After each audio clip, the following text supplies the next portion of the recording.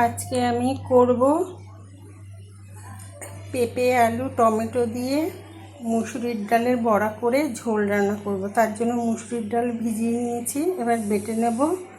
পেঁপে আলু কেটে নিয়েছি, দুটো বড় সাইজের টমেটো কেটে নিয়েছি, আর জিরে ধনে লঙ্কার গুঁড়ো ভিজিয়ে নিয়েছি, ওটা একসাথে মিশিয়ে ভিজিয়ে রেখেছি। এবার আমি ডালটাকে বেটে নেব। দুদিকে দুটো ফ্রাই প্যান বসিয়ে দিয়েছি, একদিকে পেঁপে আলুটা ভেজে নেব আর একদিকে বড়াটা ভেজে নেব। এদিকে একটা বসিয়েছি, এদিকে একটা বসিয়েছি। এই ফ্রাই প্যানটায় তেল দেওয়া হয়ে গেছে, এটাও দিয়ে দিয়েছি। এবার তেলটা গরম হতে থাকুক। ডালটা বেটে নিয়েছি, এবার বড়াগুলো ভেজে নেব। তেল গরম হয়ে গেছে, এবার আমি এক এক করে বড়াগুলো দিয়ে দিই।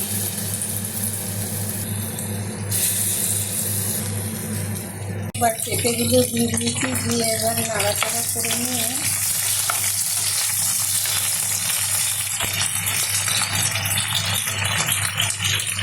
দিয়ে দিলাম লবণ হলুদ।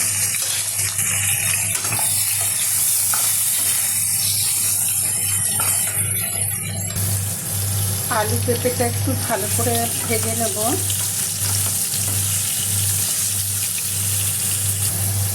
আলু পেঁপে ভাজা হয়ে গেছে, এবার দিয়ে দেবো কেটে রাখা টমেটোগুলো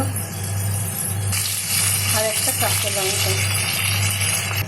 টমেটো দিয়ে সাথে ভালো করে ভেজে নিলাম। ভেজে নিয়ে এবার দিয়ে দিলাম ভিজিয়ে রাখা মশলাগুলো।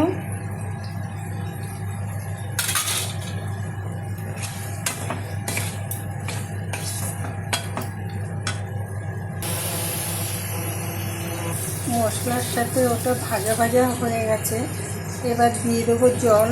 জলটা একটু বেশি দেবো, কারণ বড়াই প্রচণ্ড পরিমাণ জলটা টেনে নেয়, তাই জন্য একটু জলটা বেশিই দেবো। জল দিয়ে দিয়েছি, এবার ফুটে উঠলে তখন বড়া দিয়েই নামিয়ে দেবো।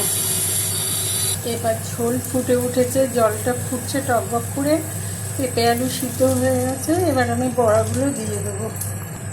বড়াগুলো দিয়ে দিয়েছি, এবার আরেকটু ফুটে উঠলেই ঘি গরম মশলা দিয়ে আমি নামিয়ে নেব। উঠেছে, এবার আমি নামিয়ে নেব। তো দেখুন বন্ধুরা, রেডি হয়ে গেছে আমার বড়া আলুর ঝোল। যেটুক ঝোল আছে একদম টেনে যাবে, এটা ঠান্ডা হলে একদম শুকিয়ে যাবে।